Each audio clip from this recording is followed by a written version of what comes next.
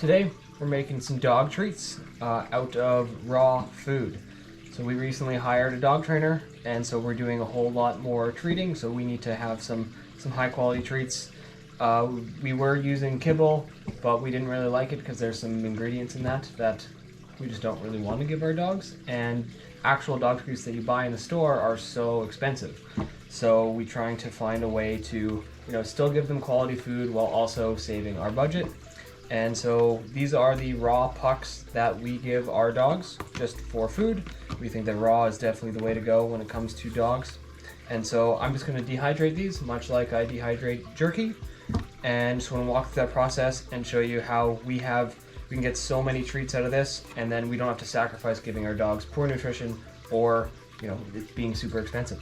So let's get right into it.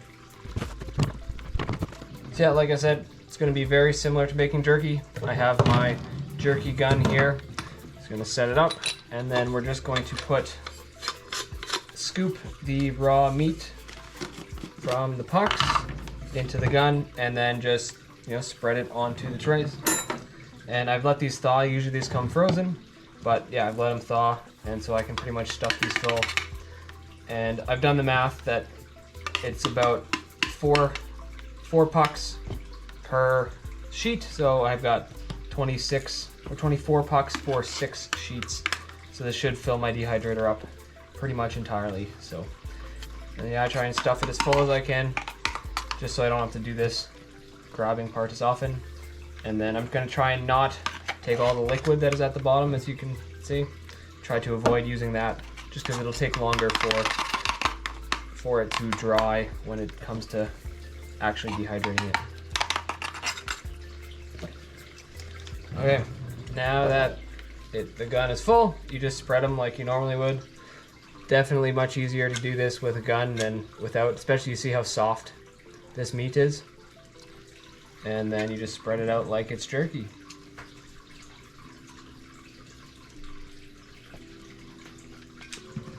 And then I have a knife to cut it off at the end so it's nice and clean.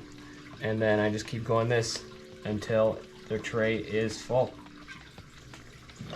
Sometimes there's bigger chunks than that can make it through the nozzle of the gun, and so for that I just put the knife in and get it out of the way, and then it should clear out and be good to go. Alright, there's one tray with one full gun, so then I'm just going to transfer this over to the dehydrator right away, because as you can see it's a bit messy on the bottom, so I'll have to do some cleanup, but yeah, we'll transfer it over there. Slide that in, and then I'll go and do the rest, and we'll put it in time-lapse mode. So as you can see, it's quite messy. That was not expected this time around. Last time I did it, it was a little bit cleaner, but it still wasn't as clean as just kind of making ground beef jerky.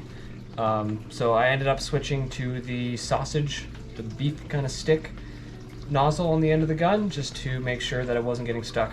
And then I just spread it with the knife, so now it's all spread out. I guess you could put it on wax paper and then spread it all out in one piece and then put it in if you want to, but this is definitely still going to work. So I'm going to transfer these over there, and then I'm going to end up putting on probably an extra hour of dehydrating time. So we're going to go at 165 for probably 6 hours. Normal jerky is about 4.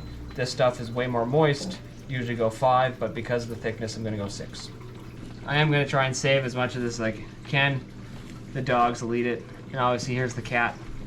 And then I just have a mess to clean up, which was always going to happen. Okay, timer just went off, and I pulled out all the dog food on the trays onto the counter here. And now I'm just going to cut them into approximate sizes that are, one of these cubes on the tray. So just be about there, and yeah, so that'll kind of be the treat size. You could go a bit smaller if you want, and then just have 5 trays worth to cut. So we're gonna go straight into time-lapse mode and just chop through it all, and I'll put them in the yogurt containers when they're done. Okay, there you have it. Got all your dog treats, about 3 yogurt trays. Unfortunately, I left a little mess on the ground, but I think this one will clean it up.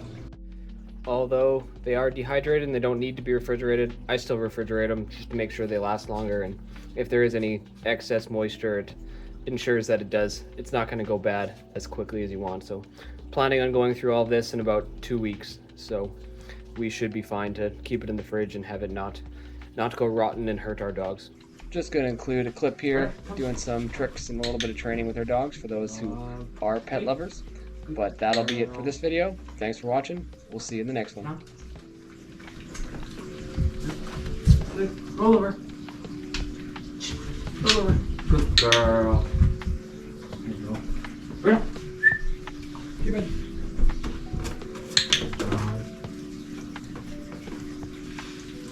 Down. Good. Dexter, come.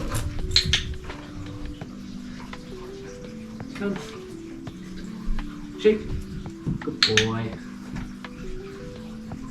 Speak. Good boy.